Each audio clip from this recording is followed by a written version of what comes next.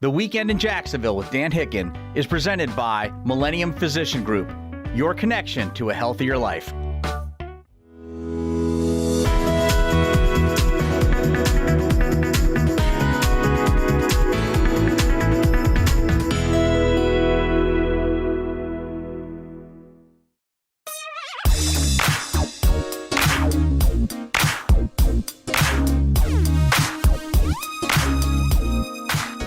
What's up, Jacksonville? It's your favorite media mogul, Dan Hicken, ready to give you a rundown of all things Jacksonville sports coming up this weekend. Let's start with our Jaguars. Boy, what a rotten mess it was in Seattle. I don't want to relive that. Let's move forward. But to move forward, we now look at who's there, and that's the Buffalo Bills. And that's not real pretty either. Look, Jacksonville had every opportunity to make a statement. They were playing better football. It wasn't just a win over the Dolphins. It was we could have had Cincinnati. We could have had Arizona. Good football teams, and then they lost those games. But you know what?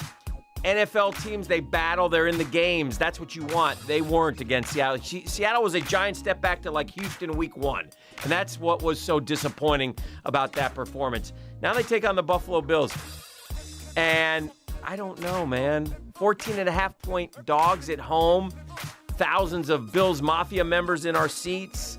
It doesn't look good. Buffalo's defense has been great. They're the number one scoring defense, the number one overall defense. They're great against the run. They're great against the pass. They get turnovers.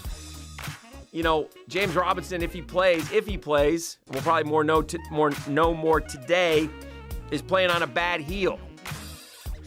What chances do we really have? We don't have DJ Chark. We don't have weapons for Trevor Lawrence.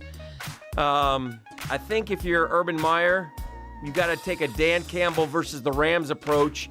Fake punt, onside kick. Go for it on 4th down with a good play. Try some things to stay close with Buffalo. You got nothing to lose. You got nothing to lose against the Bills. The Bills are thought of as probably the best team in the AFC right now, with all due respect to Baltimore and Tennessee and others. I would say Buffalo is probably the favorite to get to the Super Bowl. This is a great challenge for Jacksonville. And by the way, after that, they play Indianapolis, who suddenly found themselves at Indy. So we're into a tougher part of the schedule, which is why you want to get some wins, because this team needs to get some wins. I just don't know if they're going to come in the next 10 days or so. College football, I got nothing good to say either. Unless you're a Georgia fan, then congratulations. The Gators limp into South Carolina. Dan Mullen's acting like a petulant baby. And this is even without what Rick Neuheisel said. Rick Neuheisel said, I know Dan Mullen, he's a good friend of mine. He might be getting sick of this. What is this? What are you sick of? Expectations? You knew everything that was there at Florida. The one thing that's changed is the transfer portal and recruiting is tougher, et cetera, but you knew all that going in, okay? And some college coaches are tiring of the 24/7 grind of recruiting. I get that. But if you don't want to do it, then tell them you don't want to do it and move on. If you're fully committed, you got to be fully committed, because guess what? You may hate recruiting, but guess who loves it? Your arch rivals who are really good at it. And if you ever want to beat your arch rivals, which the fans expect you to do, well, then you're going to have to recruit as well. So it's really on Mullen to make a decision, I think. It's probably come down to, you either are all in or you're not all in. And that's a decision that, he'll have to make. Now, according to him, he's given us no indication why he's not all in. So those are what other people are saying. So he deserves the right to get a chance to try to fix this. They go to South Carolina. They're big favorites. But you know what? I question whether the motivation factor. What will the motivation factor be for Florida over the next 4 games? They need to find it. FSU found a little bit of a motivation factor. They're playing better football, but they're still 3-5.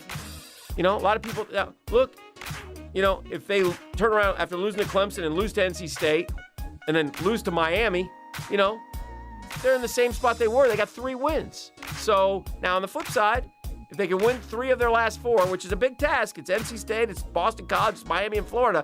If you can win 3 of those 4, you can get into a bowl, then it's mission accomplished. So not out of it yet, but trending southward for them as well. Are you feeling better?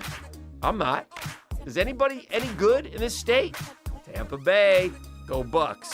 High school football, we got some teams that'll be vying for state championships. It's the last weekend of the regular season. Bad weather everywhere. Whatever. Deal with it. UC goes to Atlantic Coast. That has a lot of playoff implications in a high school football game. This may not be the weekend that you choose to go watch a high school football game, however, because you're going to be wet. But by Sunday, it should be good. So let's see you at the bank on Sunday, Jags and Bills.